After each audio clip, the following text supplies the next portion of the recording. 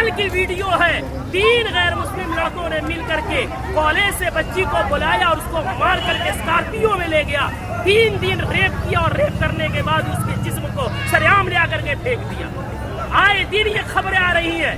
میں پوچھنا چاہتا ہوں اس کے پیچھے کے ذمہ دار معاشرے کے ہمارے اور آپ جیسے بے غیرت لوگ نہیں ہیں جو شادیوں میں ناچ گانوں میں پیسوں میں آگ لگا رہے اور آگ لگا کر کے شادیوں کو اتنا مشکل بنا دیا کہ وقت میں شادیاں نہیں ہو رہی ہے، جس کی وجہ سے ہماری بیٹیاں جذبات ان میں بھی ہے، جذبات کی رو میں بہہ کر کے ایجوکیشن والی بچیاں غیروں کی گود میں کھیل نہیں رہی ہے بلکہ ٹیشو پیپر بنا کر کے انہیں استعمال کر کے گلی کوچوں میں پھینک نہیں دیا جا رہا ہے بلکہ ان کے چیتھڑے اڑائے جا رہے ہیں۔ اتنے ادب و احترام کے ساتھ بار بار اصرار کرنے کے بعد جھک کر کے باپ کہہ کر کے بھائی کہہ کر کے ایمان کا حوالہ دے کر اسلام کا حوالہ دے کر پوری سوسائٹی کے عہد و پیمان کا حوالہ دے کر کے کہا گیا، لیکن پھر کیوں نہیں مانے؟ جرأت کی بات ہے، ہمت کی بات ہے۔ آخر وہ ہمت آئی کہاں سے کہ پورا معاشرہ بائیکاٹ کر رہا ہے، آپ ناچ لا رہے ہیں، چوک پہ نچا رہے ہیں، پورا بستی اس گناہ سے بچنا چاہتا ہے۔ خدا کا خوف کھائیں ہم لوگ، کل قیامت میں کیا منہ دکھائیں گے؟ پورے گاؤں میں نچاتے ہوئے لے کر آتے ہیں، مسجد کے سامنے سے لے کر آتے ہیں، پورے گاؤں میں۔ یہ کیا ہے؟ اس کو ضد نہیں کہتے ہیں تو اور کیا کہتے ہیں؟ اس کو حق دھرمی نہیں کہتے ہیں تو کیا کہتے ہیں؟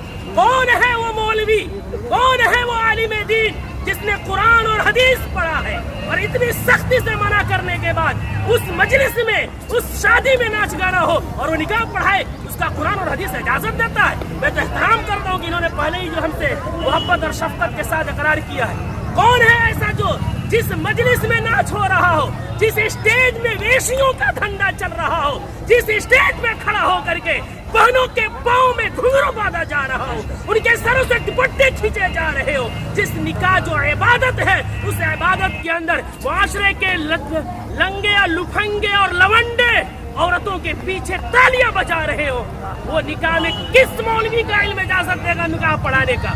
کون سی قرآن اجازت دے گی؟ کون سی حدیث اجازت دے گی؟ یہاں سب کلمہ پڑھنے والے ہیں، ہم مریں گے رب کے سامنے حاضر ہوں گے۔ دنیا کی بات چھوڑے، ہمیں یہ خوف کیوں نہیں آتا کہ نکاح ایک عبادت ہے، نماز بھی عبادت ہے، نماز میں اگر کوئی گانا بجائے نماز کا مذاق ہے، نکاح میں کوئی گانا بجائے وہ نکاح کا مذاق نہیں تو کیا ہے؟ جو مولوی قرآن کی آیت پڑھیں گے ان کا مذاق نہیں تو کیا ہے؟ حدیث پڑھیں گے ان کو پیروں کی ٹھوکروں میں رکھنا نہیں ہے تو کیا ہے؟